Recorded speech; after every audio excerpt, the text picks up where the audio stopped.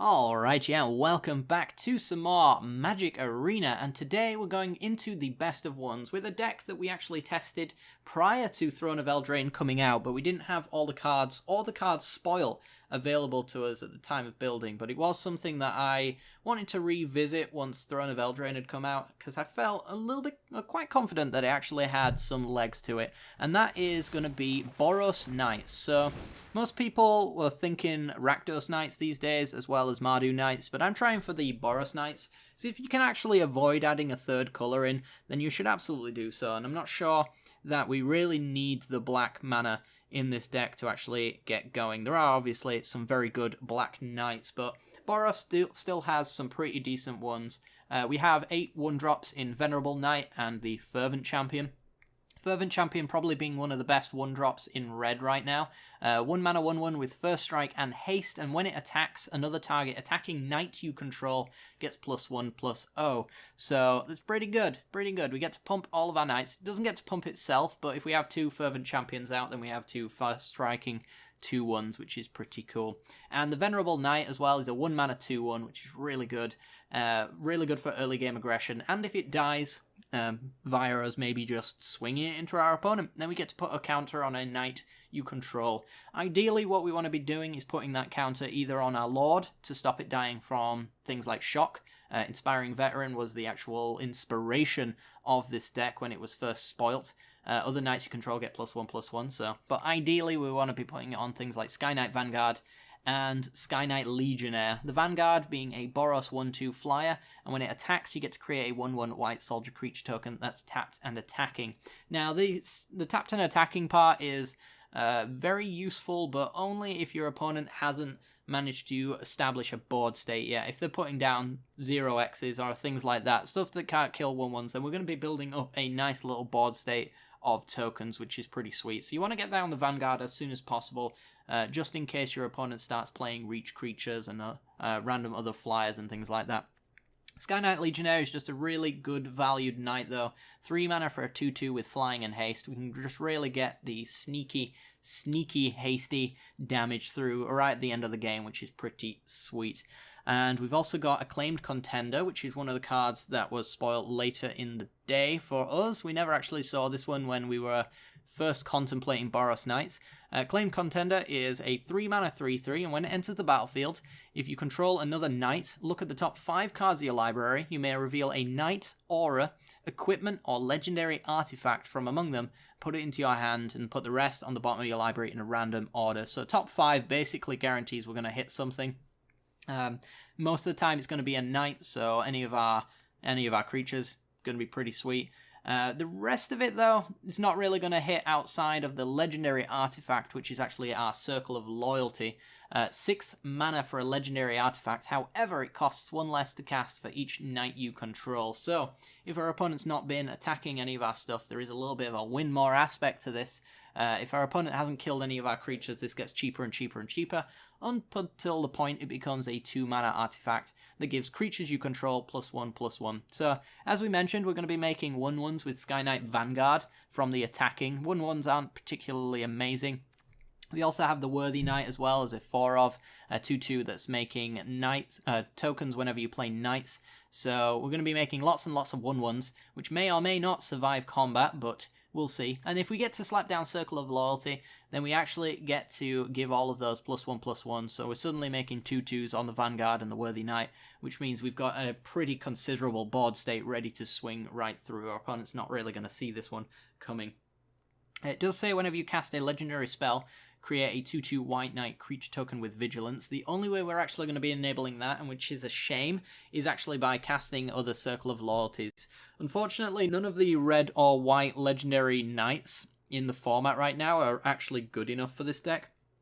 A lot of them are very expensive, and our curve topper is basically at 3. You should consider this a 2 or 3 drop, honestly. That's kind of how it goes. We want to be trying to cast it for 2, so it's kind of how our curve looks. In all honesty, so Yeah, we're not really going to be affecting that one too much, but we do have some long game potential with this card. We can pay 4 mana to tap it and create a 2/2 White Knight creature token with Vigilance. So, in the late game, if we're on top decks and we're just drawing lands, well, we can actually sink our mana into the Circle of Loyalty, which is making 3 3s since the +1/+1 Anthem effect is in play. Other than that, though, we've got a little bit of removal. Shock in the early game to deal 2 damage to any targets. Very important these days that you actually do have something like Shock in your deck. Some early game removal to take care of those Gilded Gooses and other shenanigans like that. There's a lot of aggro in the best of ones, so you want to be able to kill things as soon as possible. Justice Strike is a little bit of our tall removal as well. Boros colors for an instant. Target creature deals damage equal to itself, equal to its power. So if your opponent's power on their creatures is equal to or greater than, it will be a solid removal spell. And finally, we got 2 copies of Prison Realm as well. Not ideally costed. We would love to have something a little bit cheaper, but this is here to just take care of any planeswalkers that we can't really get into. We don't really want to be trying to deal damage to the planeswalkers, because if we're dealing damage to them, then we're not killing our opponent in the face. So Prism Realm's just hopefully going to be there when we need to deal with a 3 fairy or something hideous like that, and just get rid of that threat so we can keep smashing our opponent in the face. Other than that, though, it is a bit of creature removal that also allows us to scry and set up our top decks, which is pretty sweet. So that's essentially the deck. The mana base pretty much speaks for itself. Tournament Grounds is a red and white untapped land, very good. Fabled Passage grabs you basics out of your deck, and if you've got 4 or more, then it comes into play untapped, which is pretty sweet. Sacred Foundries, just a Boros shock land, need them. You absolutely need them. Castle Ardenvale gives us a little bit of long game. Not entirely sure if this is necessary. You can get away without using this card, honestly. But it's nice to have. Definitely being able to make 1/1s when you're just on top decks with lands and you got nothing else to do. Castle Embereth is also very, very good in this deck. Since we're making a lot of 1/1s with the Vanguard and the Worthy Knight, giving creatures you control +1/+0 until the end of the turn is very good at getting a lethal swing out of nowhere. So, yeah.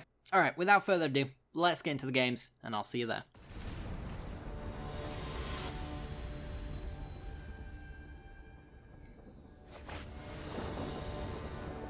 Alright, we're in, and we got a turn 2 Sky Knight Vanguard.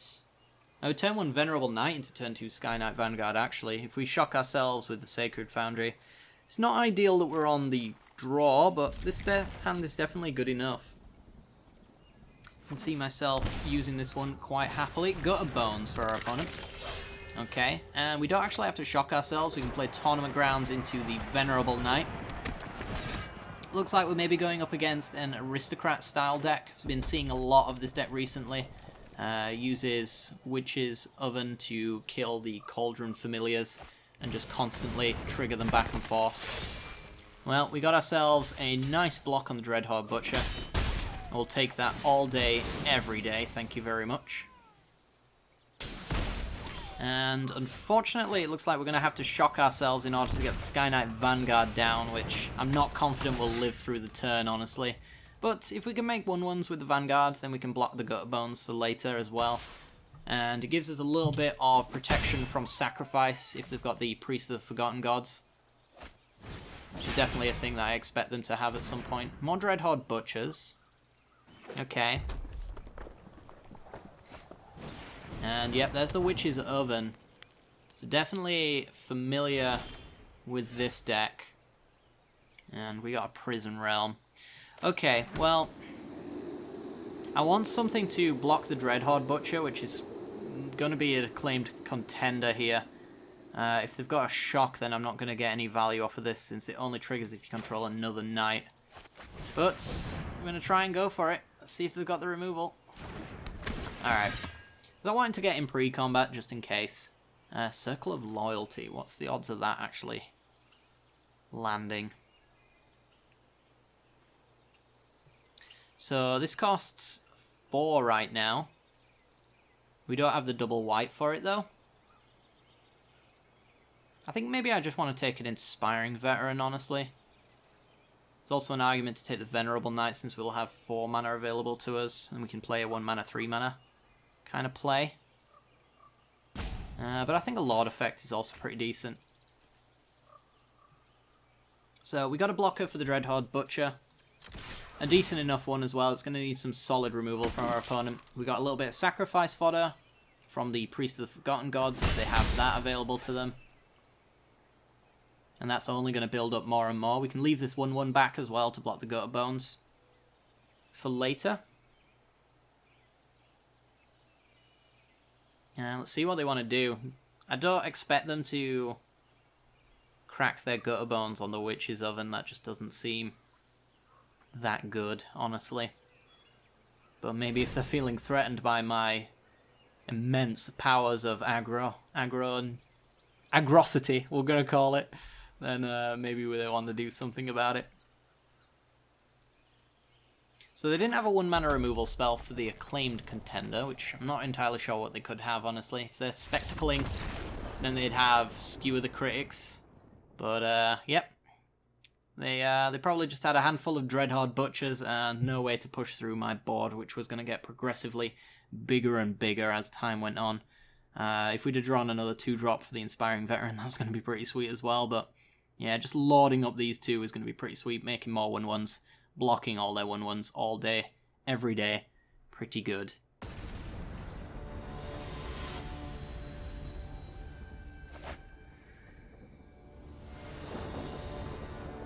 Okay, we're in, and we have an okay hand, I suppose. We can thin with Fabled Passage. We're not likely to need the shock, so I don't need to shock myself to shock something. And yeah, we'll go Worthy Knight into any one of these two, really. It's not like an ideal hand. I'd love a 1-drop into Worthy Knight into a 3-drop, something like that, but I think we can probably go wide enough with the Worthy Knight that it shouldn't matter too much. And Manifold Key for our opponent. Okay. And we got some more 3-drops, which is... it's a thing. Alright, so let's get Fabled Passage thinned, and... the only double white in our deck is Circle of Loyalty, but we've already got the double white here, so I guess I'll just go grab some mountain action. And I'm sure we can find a window where we can actually play this tapped and do some good stuff. Well, now I'm going to have to shock that Growth Chamber Guardian, so I guess this is our window. I really don't want them making 4/4s, but we are going a little bit slower than I would ideally hope for. Yeah, like, playing a 1-drop was definitely ideal. That's a 4/4, okay. But that should be okay, because we can actually go with Worthy Knight, make a 2/2, and then play Venerable Knight as well, which can block Yorvo, who has no evasion whatsoever, so we don't really have to worry about that. And then what we can do from there is we can just start spewing out our flying knights here, and yeah, just chump block with the humans that we're going to make. So they're going to need a way to give trample, otherwise Yorvo's going to do bugger all. And we'll wait until, like, we have a flyer in play before we block with a Venerable Knight, ideally at least. And protection from multicolored and reach. How useful. How useful. Oh my goodness. Well, and definitely need that shock now. Shock or Prism Realm to deal with the Serpent. Alright, well, we can still, like, do stuff, I suppose.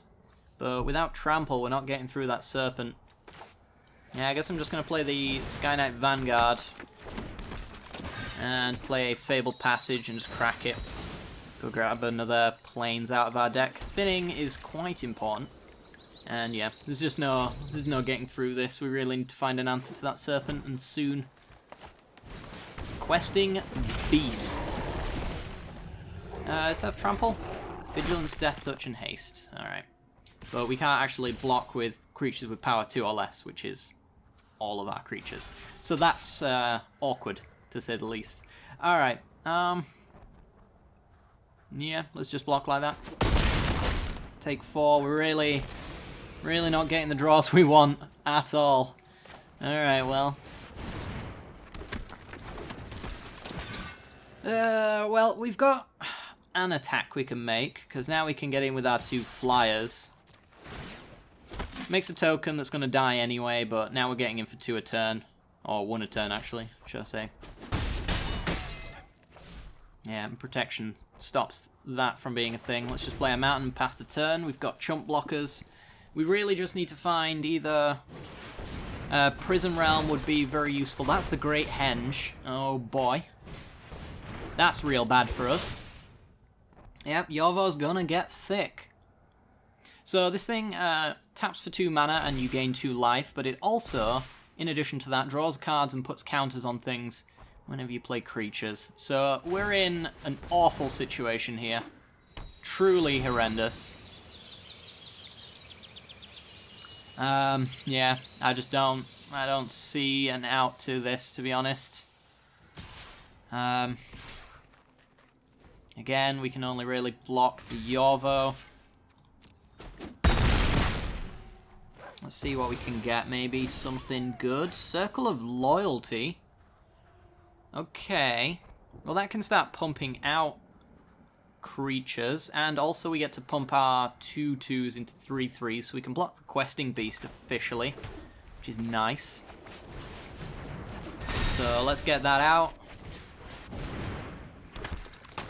Get our creatures going, and maybe we just attack in with all 3 of our flyers. They block here, they take 5. I'm just seeing whether or not we can race them. Not sure if it's doable or not. Yeah, I'm not sure it's doable.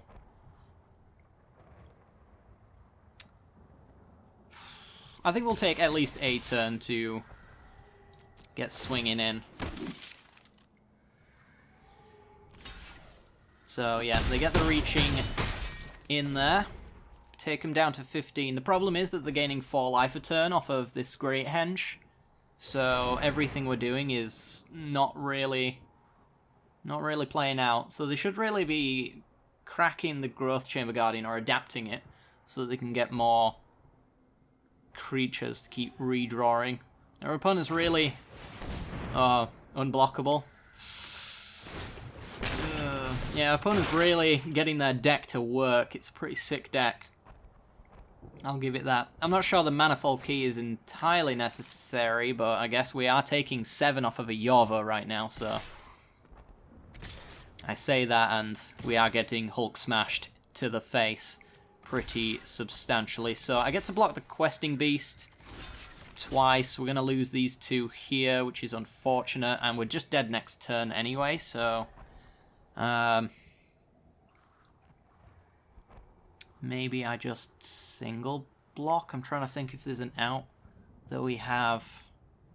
If we kill Pelt Collector or Serpent, then we've got damage. I think our only hope is to just not block with 2 there. It doesn't really make a difference. And put it on the Sky Knight Vanguard, I guess. We get another Sky Knight Vanguard. We can make a 3/3 with the Circle of Loyalty, but that's just not... It's not quite enough, unfortunately. So, yeah, just send a message, and that message is... You beat me. You got me. So, yeah, they get to block a 3/3, they get to block a 2/2. And, what, they're taking 6, 8, 10, 12, 14. It's not too bad. Kind of got close. Just not close enough. Yeah. If only you were a Sky Knight Legionnaire. Would there be any other draws that we could have gotten? 1 less blocker is only 2 points of damage. Circle of Loyalty isn't enough. Alright, that was a good game though. Good game.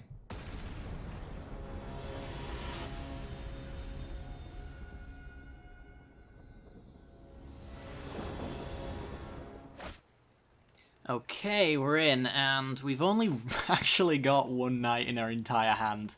We're running about 26 knights in this deck. So, you know, bit of an odd situation to just not really see any of them. We do really have one of the best knights that we can lead off with, but it's just a little bit unfortunate that the rest of the hand is garbage, so we're just going to mull that one And this one's looking much nicer, actually. We've still got that turn 1 play into a turn 2, and then we can either do this or this on turn 3. So I kind of like that. We'll go with the Sacred Foundry to the bottom.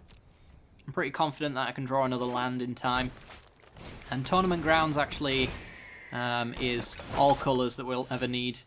Well, I'm going to have to kill the Gilded Goose, because otherwise they get an Oko next turn, because no doubt that's exactly what my net decking opponent is doing. So I expect to see blue mana on turn 2. Oh wow, it isn't blue mana. Maybe we mana screwed them. That's a nice thought. We'll see. Anyway, we're going to play Tournament Grounds and go with the Worthy Knight. Ideally, we want to find a land off the top, and that means that we can play 1-drop and 2-drop, which is going to be pretty sweet. Opponent's sacking the food token. Interesting. Don't know if I would do that, but we are an aggro deck after all, so, you know, life gain is relevant. Okay, so turn order's looking like Shock and Venerable Knight into a swing for 2. And we did get the land as well, but I think killing Gilded Goose is still the important play to make here, so let's get rid of the really cool, slightly worse Llanowar Elves, slightly worse Birds of Paradise. Cracking that food and going to 26. That's probably correct, honestly. So let's go with the Inspiring Veteran, just because it pumps out more damage. And we'll go take them to 23. Yeah, we're not in a good spot since they've been cracking all of that. And I was right about the Simic. Managed to get Temple of Mystery. So they're probably sat on top of a lot of blue cards, if I had to guess. So let's play Venerable Knight, make a human token. And Sky Knight Legionnaire, 3/3, which also makes another human token. These are humans, right? Yes, they are. And we got a pretty decent board state. Not sure if it's going to be good enough, but an Oko right now is really not looking that great either. I'm not sure there is much they can actually play here that scares me. Simic Ascendancy! Never mind, I take back what I said. You aren't a net decker. You are an absolute beast of a human being. Alright, let's play Castle Embereth. If we find a mountain, we can actually give everything +1/+0, which is going to be very nice.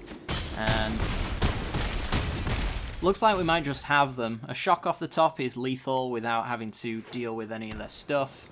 We've got the Legionnaire in the sky, so they're going to need something with reach or a board wipe, and yeah, we just out-aggroed them. We were onto top decks, which is not ideal, but if you're ever going to be on top decks as an aggro deck, you want them to be in the single digits of life anyway, so we got them there. And yeah, pretty decent. I think probably killing all of those Gilded Gooses probably won us that game. We kept them off of the blue mana that no doubt they were trying to find, because they didn't actually have their blue mana in their opening hand, no doubt, since they went forest for 3 turns. So yeah, I think we colour screwed them, which was very good. Alright, let's go for another game.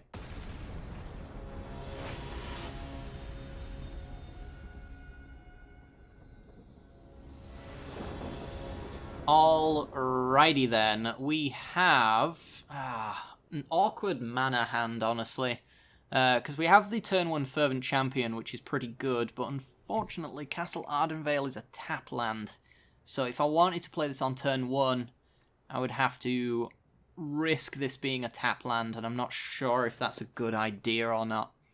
I think this is a keep though, but it's an awkward one at that. Yeah, I'm not sure where we lead off on this one. Do we get him for the 1 damage, hasty? Or do we make sure that we can play our 2-drops? Because we could get a turn 2 Sky Knight Vanguard, which is also pretty good. That might actually be the correct play. I'm not confident in my ability to draw cards that I need, so I'm going to assume the worst. And the worst is that I don't draw my 2nd land. Oh, my 3rd land, sorry. So let's get the Sky Knight Vanguard going. This allows me, while the board is clear, to actually start building up a little bit of a mass of soldiers, which is very nice. Obviously, not getting triggered off of any of the knights. Legion's End. Fortunately for you, I have 2 of in my hand that you would have much rather gotten. Alright, well, we get a Fervent Champion here, and we get an Inspiring Veteran, so that's not too bad. They know our hand now, though, so if they have another Legion's End on the Veteran, then they're going to actually probably kill us. Bond of Flourishing, so maybe Storev. I was going to say this is a Boros' Citadel deck, but this looks like a homebrew to me. Alright, well, all in smoking. Inspiring Veteran, +1/+1 to all the knights. Get down a Venerable Knight and swing for 7, sorry. Fervent Champion does pump up +1/+0 on attacking knights, so we get that extra little point of damage in. And I'm really loving where we're at now, because this is a 4/4 coming in as well. And we got a Prism Realm to get rid of Storev, so it's likely to be what happens here.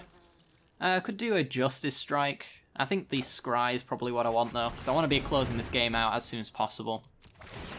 So we have to assume the worst, and that our opponent has, let's say, Ritual of Soot or something like that. Acclaimed Contender is definitely a card that would help us rebuild from a board wipe. So yeah, let's put that on top. And we actually got enough? 8, 9, 10, 11, 12, 13, 14. I think we put them to 1. Yeah, put them to 1. So Sky Knight Legionnaire is going to be enough through a board wipe then. And yeah, that should be good enough. Yeah, I didn't do the maths. I wasn't sure how close we'd actually got them there. But yeah, Hasty Legionnaire, even through a board wipe's good enough there. Moment of Cravings and things like that have all rotated out. So I'm not sure there is any life gain removal spells anymore. Vraska's Contempt's gone as well. So yeah, pretty good. Pretty good.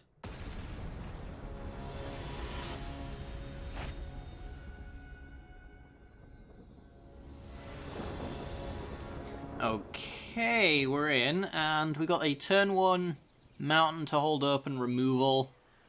It's honestly, shock these days in turn 1 is pretty good, since Gilded Goose is kind of like the premium turn 1 play nowadays. And you definitely want to get rid of that as soon as possible. We learned our lesson about that. But other than that though, we've got Worthy Knight into Legionnaire. It's definitely a controlling hand, and it's very matchup dependent. Our opponent with the Chandra sleeve says to me that we might be up against another aggro deck if they've indeed chosen all of their stuff based off of that. But I reckon they're just flexing with their I got to level 100 Mastery Pass sleeves.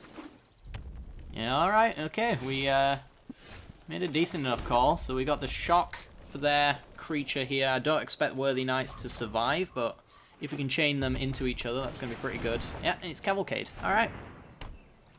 So they do run shocks for our Worthy Knights, which is unfortunate. But it is something we're going to have to deal with. We can make 1/1s forever, so any of their X1s are going to be pretty grim.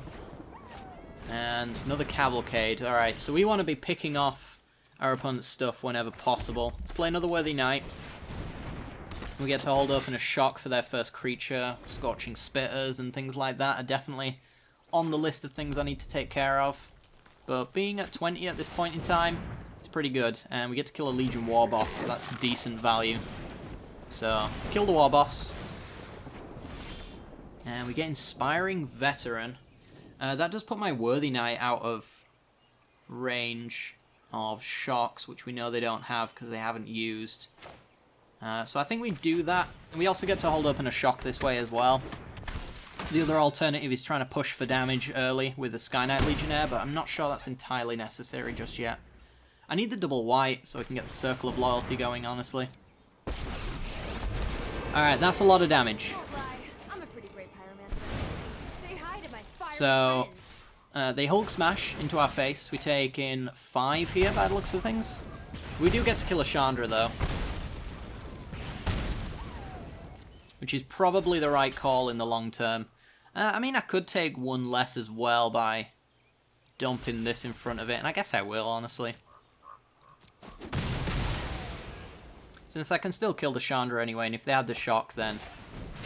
Yeah, skew the critics on Worthy Knight. Okay. Unavoidable, but sure.